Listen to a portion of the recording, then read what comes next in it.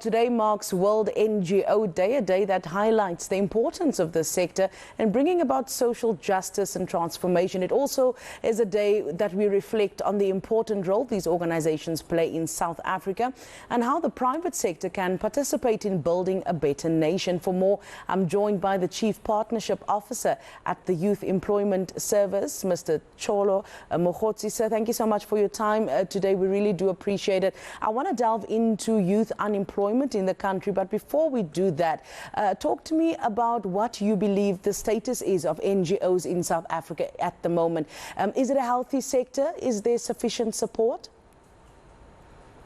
Yes, I think there is increasingly more activity in the NGO sector. We know that there was post-94 a lot of activity in the sector, but I think a lot of the traditional funding sources of NGOs lost their interest in a lot of the themes that were being supported by NGOs in South Africa. But I think in recent years, we're seeing a lot of activity, especially in the employment space. Like with us at YES, what we're seeing is that there's so many partners who are involved in different ways in trying to support youth unemployment initiatives that we feel that there's certainly no shortage of partners within the NGO space. What we're also seeing is that there is increasing interest from business and government to work with NGOs to solve societal problems. I think everybody now understands that we're dealing with really intractable, wicked problems that require all of society to mobilize. And I think more organizations outside of the NGO space are recognizing the importance of NGOs in pursuing this work. For example, with us, we were an NGO that is in the middle of really between business and government, and we facilitate a process that makes it easy for business to employ young people. And we work with about 1,600 corporates to implement about 30,000 odd 12-month full-time work experiences for young people in South Africa. And we're really overwhelmed by the support that we're seeing from the business sector in particular. Do you believe that especially the smaller NPOs, though, are equipped sufficiently to know how to access those partners that you say are available to support NGOs in the country? Yeah, I think we have seen over the years also a proliferation of very small NGOs. I think a lot of them have difficulty getting access to resources. I think that sector could do better to collaborate. And I think a lot of the smaller NGOs would do better to join forces and make a much more compelling proposition to supporters. So certainly I think the smaller NGOs could use more support than they're getting now. But I think there's a lot of support out there if they're able to join forces.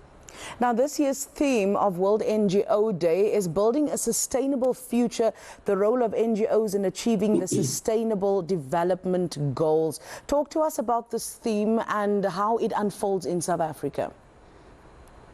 Yes, what we're seeing is that there's increasing pressure on the private sector to report on how their work impacts on the SDGs.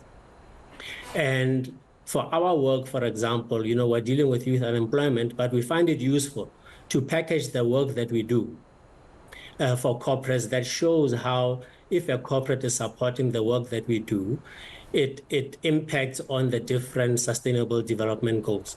And it's really the same also with the ESG framework, the environmental and social and governance framework that a lot of the listed companies are having to report on. They are also linked to the sustainable development goals. And what we find is that if you are able to demonstrate as an NGO how your work contributes to a corporate's ability to report in terms of SDG frameworks and ESG frameworks, you become more attractive as an impact program for the corporates, and you are likely to get more support.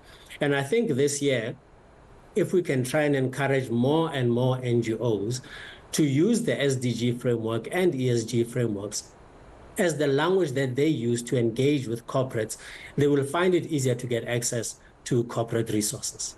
Now, unemployment that is currently standing at 32.1% is one of the biggest crises in our country, and the NGO sector also has a role to play there to facilitate these employment opportunities. The work you're doing is remarkable. I see that you've managed to create 134 1,000 work opportunities or placements in the past 5 years, and that results in almost 7 billion in salaries going to young people. What are some of the keys to this kind of success? Well, I think it's a partnership. YES was created out of an initiative between business and government to create an incentive for that makes it easy for business to employ young people. And I think those sorts of approaches where you take an empathetic approach, if you want support from corporate, you want support from government, you have to understand where each party operates from and find a way to craft an intervention that speaks to their issues.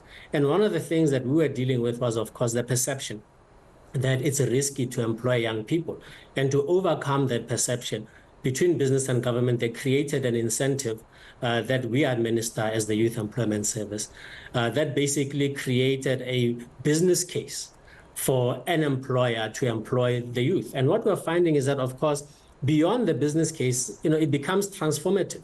So an employer or a big corporate may not have experience employing unemployed youth, but once they gain that experience in pursuit of an incentive, we find that they become transformed. They start to recognize that actually maybe it's not so difficult to manage young people, and they gain experience through working with YES. And you find that people that maybe were skeptical and saw employing young people as a risk, they turn around and they see the resource and the value add from their own experience that young people can contribute to their organization. And so after the first YES program, we find that we don't have to work hard to convince them to do the program again. And that's why 90% of the corporates we work with are returning corporates that worked with YES before, and they continue to work with YES because they actually recognize that not only is it important to support young people, but that it is beneficial to the organization because young people, of course, are not a burden, they are a resource. And those employers that see them as a resource will find ways to get the most out of that resource. And mostly we find that they're very successful. There is still a great concern about the cost of unemployment and job seeking in South Africa. How do we as the NGO sector address this? Yeah, in fact, what we find is that a lot of the NGOs that are active in the employment space are active on what we call the supply side. So they are working directly with the youth in different ways. Some of them, tap into international funding to train young people to make them more attractive with the right kind of skills for employment in the different sectors. A lot of NGOs provide what is called work readiness training that tries to fill in the gap between people that leave either school or university and kind of the demands of the modern day work environment and the kind of the skills you need to have to be able to operate in the modern corporate environment. So that I think actually that gap that tries to support young people to be ready for work and to meet the needs of corporates is mostly being filled by NGOs in South Africa. And those NGOs get funding from corporate and from government and from international organizations. Now, the Treasury has revealed that it will allocate 7.4 billion rand. That's, of course, to continue to support the Presidential Youth Employment Initiative. Do you think that this initiative is also playing a very big role when it comes to addressing youth unemployment? Yes, it is. Of course, YES is part of the Presidential Youth Employment Initiative, so we're one of the partners there. Although, unfortunately, we don't receive any of that funding, the 7.4 billion rand, because yes, all the YES jobs are funded by 100% by the private sector, which is really fantastic. But our other partners within the initiative provide other interventions that do require public funding. And we have received over the years, I think, as the Presidential Youth Employment Initiative, a lot of support from the presidency, a lot of support from the different government entities that are supporting our work, whether it's the Department of Labor or the DTIC that we work with very closely, the Department of Higher Education. I think there's been a lot of galvanizing through the presidency of all of society to support the work of the different partners involved in this work. And certainly we report quarterly to the presidency in terms of the traction we're gaining in getting the private sector to support youth employment. We're very grateful that over the years we have seen more and more corporates sign up to support these kinds of initiatives. And I think it is the private sector support that makes it easier for government to be able to also commit resources, because then it shows the return on investment. Over the years, we have not received any government money, but through our work as YES, we have pumped in about 7 billion rand in youth salaries into the different communities. And, the work that the government, through the presidential initiative, does to support our work really pays off. And in terms of zero tax dollars, and you get that sort of return, I think it's a very good return. There are other interventions that do require funding that are also seeing good returns in terms of the work that is being done by our partners. Two more brief questions for you, Mr. Mogotsi. The one is, we are still seeing an alarming number of discouraged job seekers as well. How do you, as YES, encourage these young people, who in the most case it's young people, to participate actively in the economy again? Yes, discouraged job seekers, finding hope, it's a question of hope. And, you gain hope by seeing other people get work. And you also gain hope by having access to opportunities. Through our other partners, like the sayouth.mobi website, more and more young people are registering to get access to work opportunities through sayouth.mobi. And you find that if you look at the quality labor force stats, it shows that there was a slight decrease in the number of discouraged work seekers. And I think this is testament to some of the work that is being done to try and encourage young people to have hope that actually, if you do get up and you look for work, you may be able to find work. And we find that more and more of the more active, more hopeful, more motivated young people are the ones that get into those opportunities. And also through the 12-month interventions that we do, about 40% of them after the 12-month internship actually get work elsewhere in long-term contracts. We're not even counting the short-term contracts for people that may go into entrepreneurship. And we see that the ones that do stick in the economy, that turn the internship into a long-term career, are the ones that are motivated, that are hopeful, that are encouraged, that bring themselves and within the work environment. And we try very hard to encourage young people to take a similar approach, because to be hopeful actually is what pays and what gives the results. Very briefly, we are out of time, but I'd like to get your take on the new minimum wage that comes into effect on Friday, the 1st of March. It will now be 25.42 rand per hour. Your take on that, especially as it pertains to young people breaking that cycle of unemployment in their families? That minimum wage is critical, and we welcome the increase in the minimum wage to the extent that it benefits the young people that participate in YES programs. All of the young people participating in YES programs get not less than minimum wage.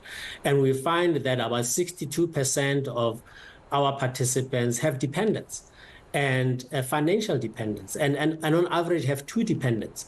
So that minimum wage salary on average supports 2 other people in the household of the young people that is employed. So it makes a world of a difference, and is a key part of the work that we do, is making sure that those salaries reach the right community, because really YES is about finding the people, talented young people from difficult circumstances, and giving them the opportunity to enter the workforce, and at the very least to earn minimum wage and to progress as quickly as possible after that.